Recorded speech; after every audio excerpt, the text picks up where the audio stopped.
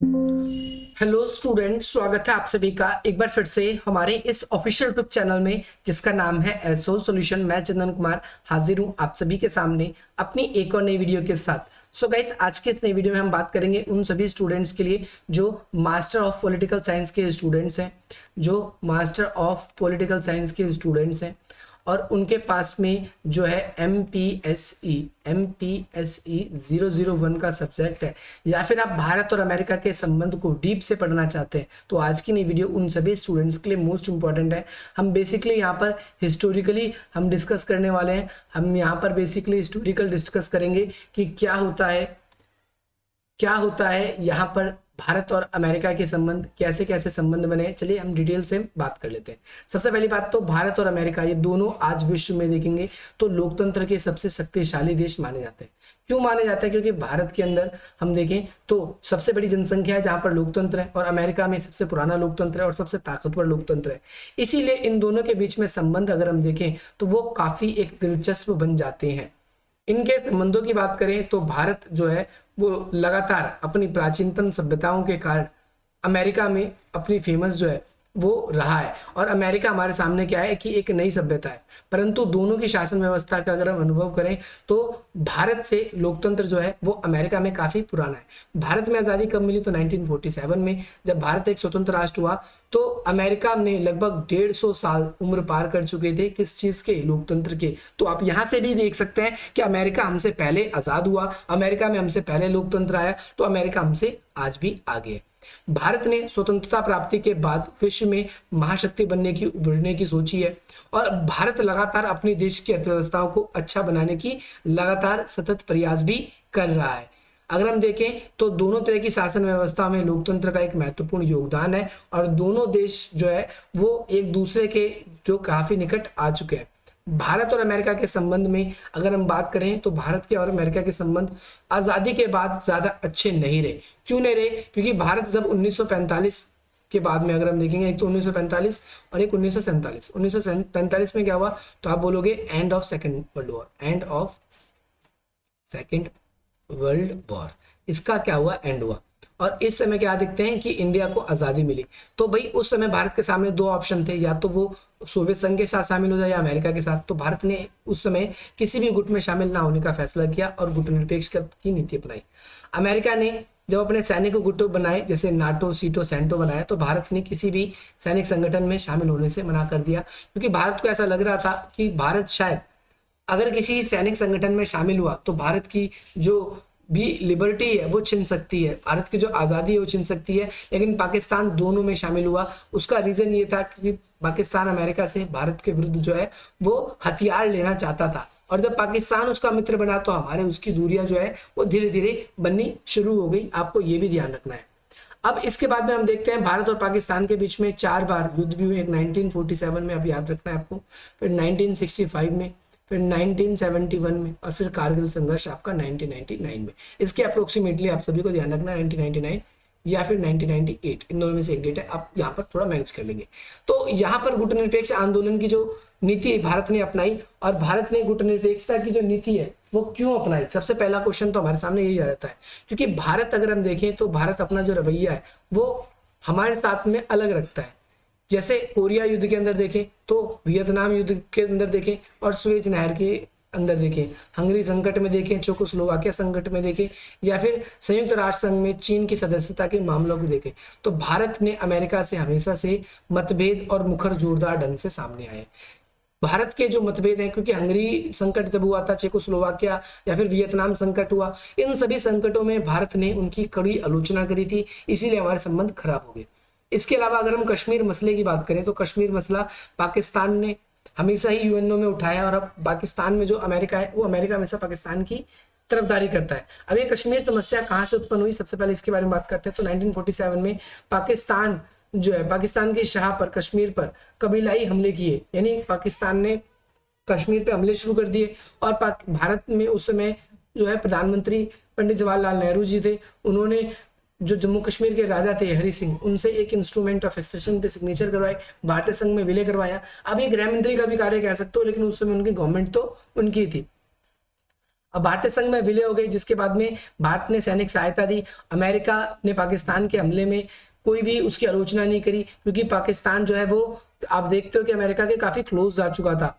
और यही रीजन है 1965 में भी जो हमारा वॉर हुआ, दूसरा वॉर पाकिस्तान से, उस वॉर में भी पाकिस्तान का यही रवैया रहा। पाकिस्तान जानता था अमेरिका जानता था कि पाकिस्तान गलत है, तब भी उसी का ही सपोर्ट मिला। इसके बाद में हम तीसरा युद्ध देखते हैं। तीसरा युद्ध कब हुआ? तो 1971 में। किस किस के बीच में? भारत और पाकिस्तान के बीच में। ये बांग्लादेश को लेकर हुआ था। और इसमें डायरेक्टली हमें दिखता है कि भाई जो पाकिस्तान है, पाकिस्तान की अमेरिका हेल्प करने के लिए आया।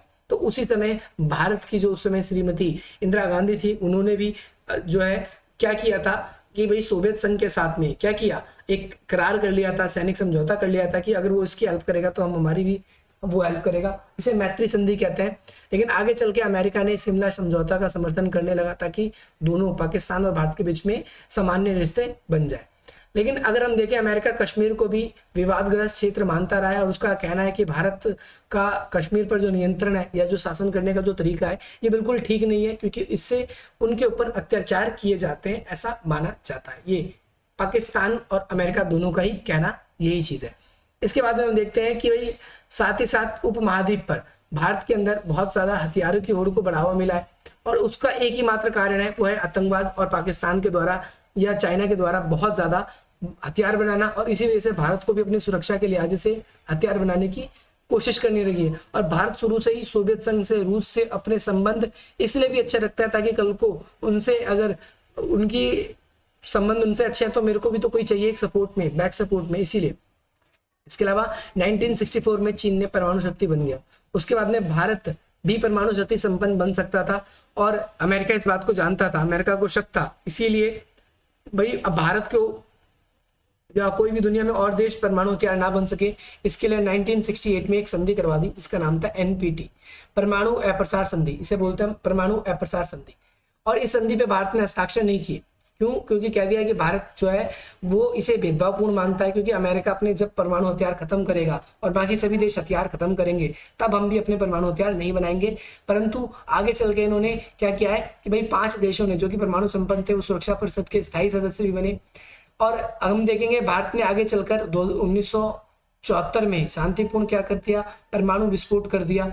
और भारत और अमेरिका ने रिश्ते जो देखेंगे दोनों के बीच में फिर खटास आ गई, क्योंकि भारत ने परमाणु परीक्षण कर दिया और उस परमाणु परीक्षण पे अमेरिका लगातार रोक लगाने की कोशिश करता रहा था।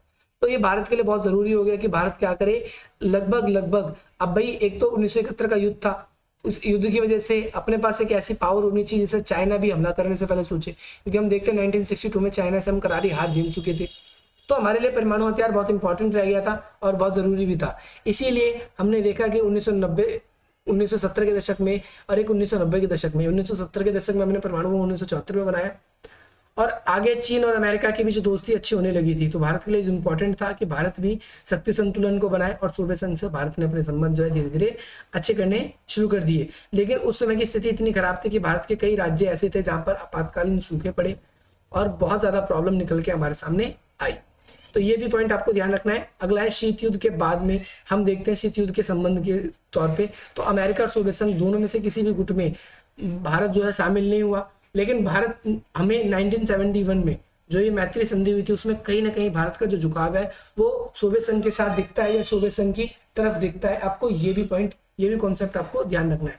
तो उस समय के जो प्रधानमंत्री थे पंडित जवाहरलाल नेहरू, उन्होंने इस बात से डायरेक्टली कह दिया था कि हम गुटनिरपेक्षता की नीति अपनाएंगे, हम किसी भी गुट में शामिल नहीं होंगे। और साथ ही साथ गुटनिरपेक्षता की इस नीति ने शीत युद्ध को रोकथाम और उसको चुनौती देने का भी कार्य किया था। इसके अलावा भारत ने अमेरिका ने भारत की नीति को पसंद नहीं किया और पाकिस्तान ने भारत से विरोधी रुख अपनाया, वो अमेरिका के गुट में शामिल हुआ। आगे शीत युद्ध की समाप्ति कब हुई तो अब आगे देखते हैं। शीत युद्ध की समाप्ति के बाद में सोवियत संघ में जब गोरबचेव सत्ता में आए तो उन्होंने शीत युद्ध में थोड़ी सी ढिलाई दी और परंतु दिसंबर 1991 में सोवियत संघ का विघटन हो गया और सोवियत संघ के विघटन के बाद में पूरी दुनिया पर अमेरिका का वर्चस्व छा गया। तो अब यहाँ पर भारत के लिए बहुत इंपॉर्टेंट था कि भाई भारत भी क्या करे, अमेरिका से अपने क्या करे संबंध अच्छे करे, क्योंकि पहले सोवियत संघ हेल्प करता था, अब सोवियत संघ तो इतना पावरफुल रहा नहीं। तो इसीलिए हमें अमेरिका से अपने संबंध अच्छे बनाने पड़े और भारत ने अपने अच्छे संबंध बनाने के प्रयास भी किए।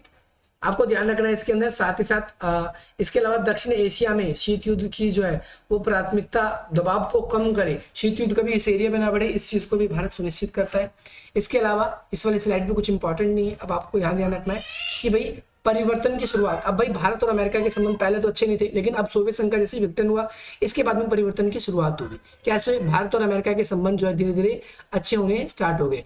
भाई एशिया में society of Carnegie endowment for international peace इस पे प्रस्तुत हुआ, जिसमें भारत और अमेरिका के बीच में गहरे सहयोग की बात हुई। इसके अलावा आतंकवाद को लेकर भारत और अमेरिका के बीच में बहुत ज्यादा सहयोग की बात रहती है। सोवियत संघ के बिखराव से कुछ महीने पहले ही आर्थिक उदारीकरण को भारत ने अपना लिया था, आर्थिक उदारीकरण को भारत ने अपना लिया था। इसके अलावा उस समय जब प्रणब मुखर्जी दोनों देशों के बीच में व्यापारिक गठबंधन बनाने पर प्रणब मुखर्जी जो हमारे राष्ट्रपति थे उन्होंने हस्ताक्षर किए हैं।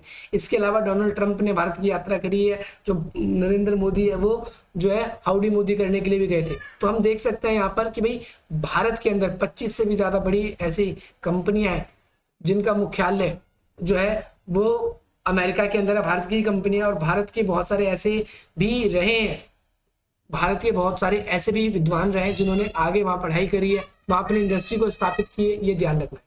रक्षा सहयोग की बात करें तो शीत युद्ध के बाद में बहुत ज्यादा परिवर्तन आया है। 1995 में अमेरिका के जो रक्षा मंत्रालय है विलियम पेरी, उन्होंने भारत की यात्रा करी, उन्होंने भारत को रक्षा मंत्री के साथ में सहयोग और हस्ताक्षर पर एग्रीमेंट पर हस्ताक्षर किए कि भाई हम भारत की हेल्प करेंगे सुरक्षा देने में। इसके बाद में पाकिस्तान परमाणु जो सामरिक मतभेद है वो पृष्ठभूमि निकल के उभरता है 1990 के दशक में, क्योंकि जो पाकिस्तान है वो आतंकवाद को बढ़ावा दे रहा था और अमेरिका भी आतंकवाद को शुरू में बढ़ावा दे रहा था। लेकिन हम ये देखते हैं कि अमेरिका ने जो आतंकवादी जो घटना है ये बहुत ज्यादा बड़ी हुई थी। यहाँ पर आतंकवाद अमेरिका में भी 9/11 की घटना हुई, 9/11 की घटना। और यहाँ पर हम पोखरण, हमारे यहाँ पर हमें क्या दिखता है, पोखरण